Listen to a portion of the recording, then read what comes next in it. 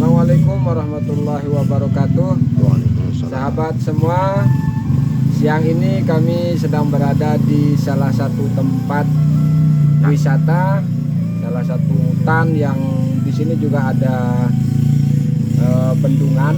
Ya, ini tepatnya di Desa Grogak, Kecamatan Grogak, Kabupaten Buleleng, Bali, teman-teman. Nah, di depan saya sudah ada Gus Dian. Jadi siang ini kita minta penjelasan beliau kira-kira nih di tengah alam semesta yang begitu besar. Ini kira-kira nasihat apa nih yang bisa dibagi siang ini untuk kita semua, Pak? Monggo dijelaskan, Pak. Ya, nasihat apa ya? Jadi gini, oke lah. Saya akan ambil satu tema. Ini di belakang saya ini ada pohon besar ya. Dari tadi juga kita duduk di sini, kumparan angin itu hanya berkumpar di sini. Mungkin alam merespon kedatangan kita. Jadi saya memberi nasihat begini. Kehidupan ini banyak sekali yang harus kita contoh. Termasuk sifat manusia. Ya, kalau kita ingin mencontoh sifat-sifat daripada alam semesta ini dan isinya, itu mungkin salah satunya kita bisa mencontoh sifat pohon ini. Pohon ini rindang. Dengan pohon ini rindang berarti apapun yang berteduh di bawah pohon ini akan mendapatkan kesejukan berupa oksigen ya. Jadi di situ pohon ini punya sifat itu yang tidak memilah dan memilih. Jadi kalau manusia mau dia meniru sifat pohon yang serindang ini,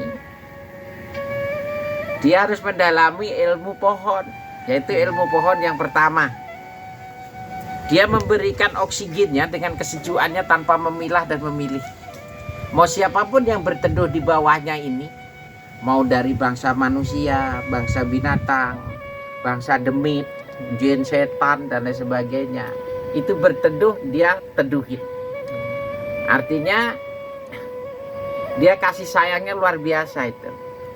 Jadi kalau manusia ingin hidupnya baik, salah satunya harus meniru sifat pohon ini yang tidak pilih kasih. Kalau diambil di Islam itu Rahman Rahim dia ada.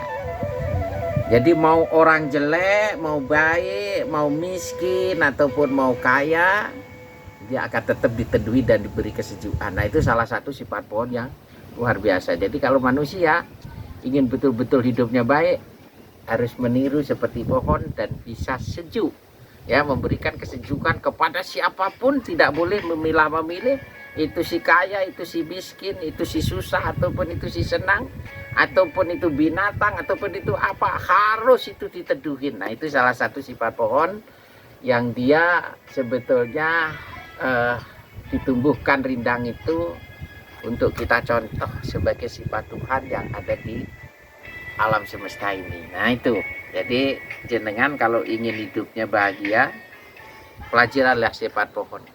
Sekali lagi, satu, dia mengayomi. Kedua, memberikan oksigen yang tanpa harus memilah-memilih. Jadi bisa ngayomin semuanya. Ya, mau orang baik, orang jelek, orang miskin, orang kaya dan sebagainya, dia tidak bedakan. Insya Allah kalau kita bisa meniru sifat pohon itu, hidup kita akan damai dunia dan akhirat. Itu mungkin nasihat yang saya berikan. Pelajarilah sifat pohon. Ada satu pertanyaan, Pak. Apakah pohon ini minta dipuji, Pak? Pohon tidak akan pernah minta dipuji, ya. Jadi itu salah satunya.